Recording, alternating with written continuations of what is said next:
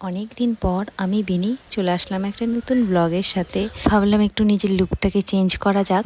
আর তার উদ্দেশ্যে আমি আর আমার ফ্রেন্ড মিলে দুজনেই বেরিয়ে পড়েছি। কারণ কি সবকিছু জিনিসেরই একটা শ্যুটের ব্যাপার আছে। তোমাকে কেমন লাগবে না লাগবে খালি তুমি চাইলেই হবে না, সেটা তোমাকে না মানাইলে পরে তোমার নিজেরও ভালো লাগবে না। এই ভাবতে ভাবতে তো আমরা পার্লারেও চলে আসলাম আর রিম্পার কাজ স্টার্টও করে দিয়েছে।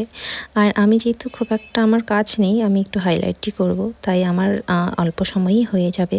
আমাদের পাড়াতে এখন বাদরের অত্যাচারটা এতটাই বেড়েছে, ভাবলাম নিজেকেও একটু বাদরের মতো করাই যাক, কি বলো? কারণ কি এখন আর বাদর দেখলে ওদের লোকের মতনই আমাকে লাগছে দেখতে। সো ওরা এবারে ভাববে যে আমি ওদেরই লোক, তাই আমাকে আমার উপর আর অ্যাটাক করবে না ওরা। যদিও ওদের থেকে একটু সুন্দরই লাগছে আমাকে, এখন আর আমার জামা নিয়ে যাবে না ওরা। সো এখন আমি নিশ্চিন্তে থাকবো। আর এটাই ছিল আমার ফাইনাল লুক। আমার খুব একটা সময় লাগেনি, বাট রিম্পার জন্যই আমার বেশি সময় লেগেছে। মানে আমরা হয়তো 2:30-3টার দিকে বের হয়েছিলাম, আর বাড়িতে আস্তে আস্তে আমাদের 8টা বেজে গিয়েছিল। আর এই তো রিম্পার কাজ চলছে। যেহেতু পূজার টাইম চলছে, তাই পার্লারগুলোতেও খুব ভিড়। আর আমার যেহেতু অনেক আগেই সব কাজ হয়ে গিয়েছিল, তাই আমি বসে বসে রিম্পার কাজই দেখছিলাম। আর রিম্পার কাজ দেখতে দেখতে আমার মনে হয় অল্পটুকু কাজ শেখাও হয়ে গেছে। মানে আমি বাড়িতেও মনে হয় এখন নিজের চুল নিজেই স্ট্রেট করতে পারবো এরকম।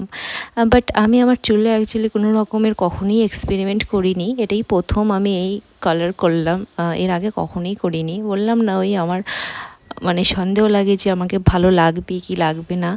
সো করার পরে দেখছি যে না, ঠিকই আছে। জানি না কতটা ভালো লাগছে, বাট একদম খারাপ তো লাগছে না। আর এদিকে রিম্পার চুলেরও কাজ একদমই কমপ্লিট। আর ওর চুলটা দেখো কতটা শাইন করছে, অনেক সুন্দর লাগছে ওকে দেখতে।